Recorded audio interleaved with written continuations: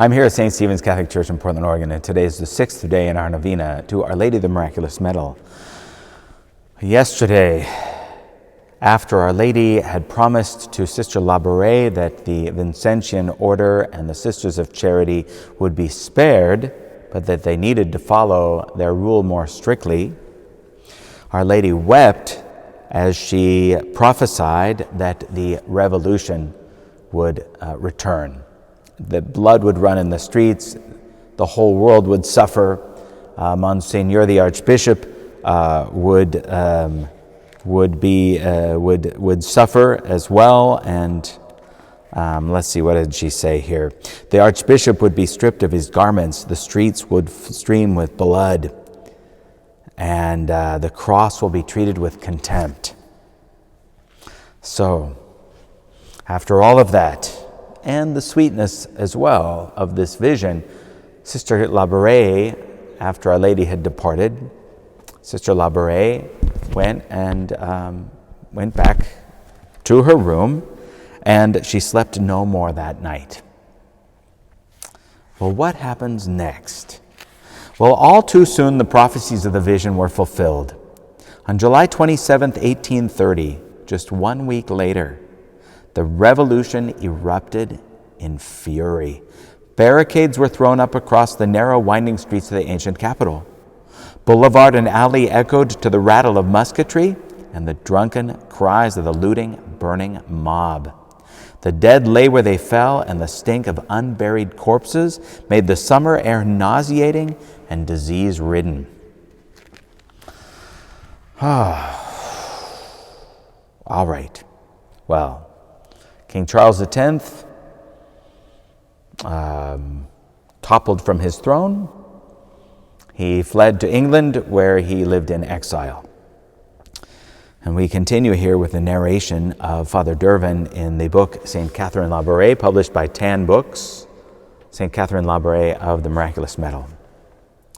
The church had prospered under Charles, for throne and altar had been the motto of his reign. Unfortunately, a great number of the prelates of the land, many of them aristocrats by birth, were only too eager for the full restoration of the Bourbon dynasty, with the privileges it brought the nobles and the clergy. And now, with the fall of Charles, the church felt the wrath of his enemies. Now it reaped the whirlwind, as it has always reaped when certain selfish prelates have mistakenly and crassly aligned themselves with the rich and powerful against the common man and the poor. Bishops and priests, members of religious orders, guilty and innocent alike, were imprisoned and beaten and killed. Godlessness ran wild, desecrating churches, pulling down statues, trampling the cross underfoot, just as Our Lady had said. Monsignor de Quelen was forced into hiding. That's the Archbishop. He was saved from the maelstrom, spirited away by a quick thinking of a famous sister of charity, Sister Rosalie Rondeau, a true champion of the poor and downtrodden. Well, the Vincentian Fathers and the Sisters of Charity were spared during this short but intense persecution. Our Lady had promised them her protection, and she gave it.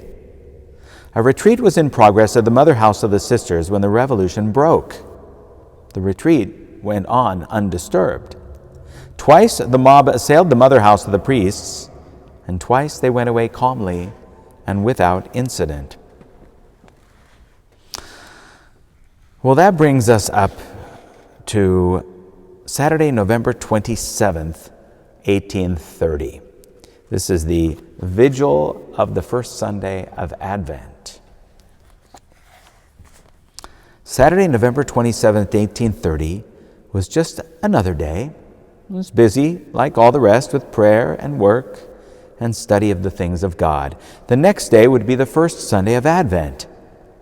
At 5:30, all the sisters, professed and novices alike, gathered in the chapel for their evening meditation. The chill November dusk had settled outside, and the chapel was in semi-darkness, as this one is. Catherine liked this time of evening. She'd always liked it, even at home. The laborious day was over, and the tired mind found rest in thinking of God. Tonight, the quiet voice of the sister reading the prophecies of Christ's coming at Christmas seemed like the voice of Isaiah himself, calling down the centuries. In the darkness, time and place were no more. Only the mind was alive. The voice stopped, and a great stillness followed. And suddenly, Catherine's heart leaped.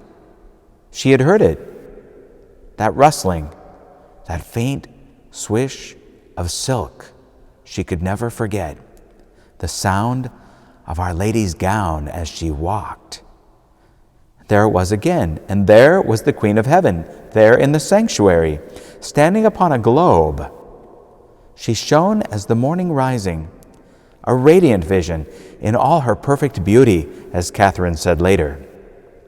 Catherine's eyes widened with bliss at the sight, yet they were not so dazzled, but that, woman-like, they took note of every detail of the Virgin's dress, that her robe was of silk, of the whiteness of the dawn, that the neck of it was cut high and the sleeves plain, that she wore a white veil which fell to her feet, and beneath the veil a lace fillet binding her hair.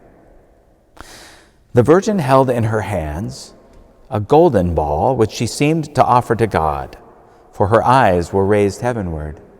And suddenly her hands were resplendent with rings set with precious stones that glittered and flashed in a brilliant cascade of light. So bright was the flood of glory cast upon the globe below that Catherine could no longer see Our Lady's feet. Mary lowered her eyes and looked full at Sister Labouré.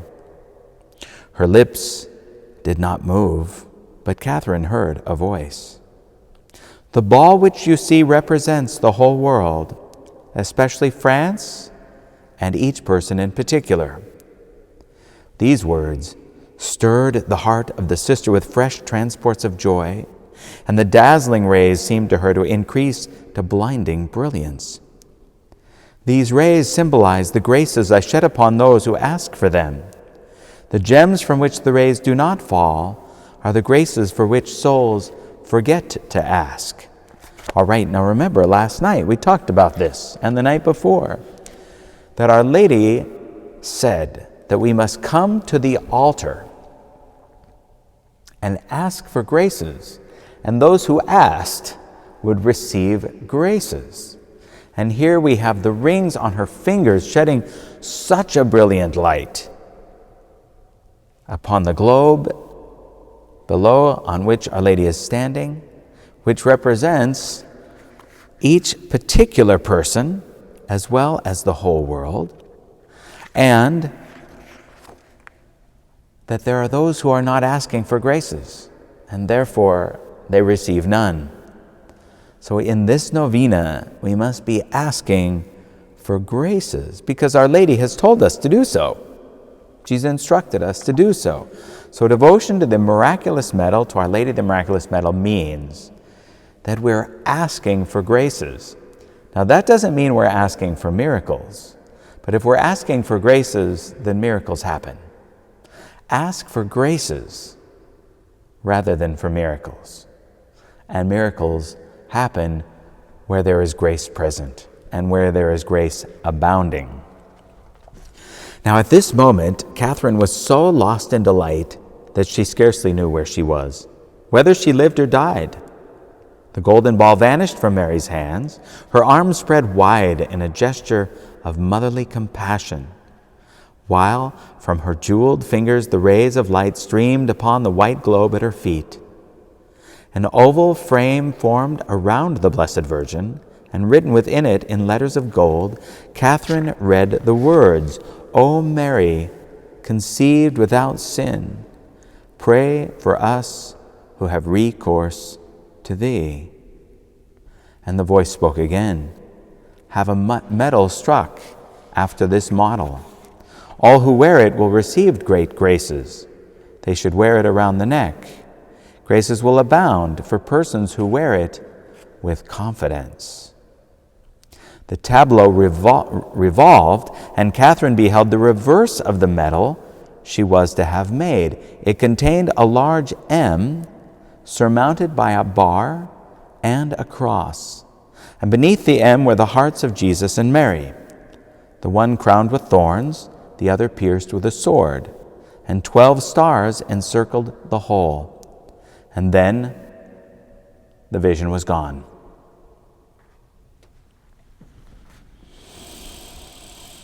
Well, habit is a saving thing. Certainly it saved Catherine embarrassment or discovery in the next few minutes.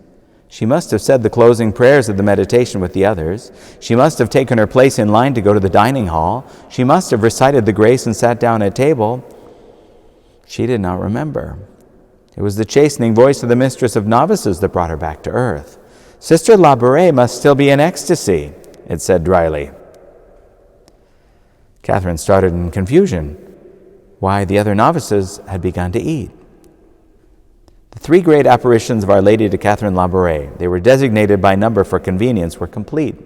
The first, the apparition of July 18th, is sometimes called the Virgin of the Chair, and the second and third, actually 2 phases of the apparition of November 27th, are known by the titles the Virgin of the Globe, or the Virgin Most Powerful, and Our Lady of the Miraculous Medal. And that's where we're going to stop for today. So I encourage you to get out your miraculous medal and take a look at that. Take a look at the images.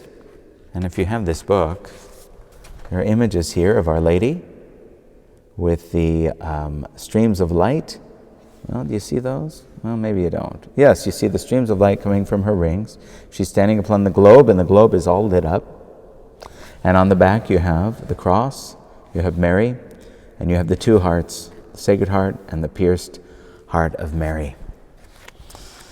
Well, there you go. That's enough for today.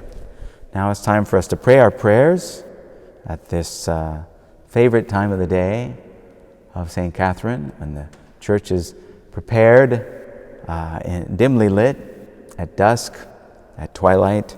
We're preparing to pray Vespers here in the church. There'll be a very special Vespers on the vigil of the first Sunday of Advent, and that is when we will switch from the Salve Regina to the Alma Redemptoris Mater. Advent is such a beautiful time, and this is our preparation for Advent. This novena is our preparation for Advent. We really just have about a week left to go. And then, preparation is on then for Christmas.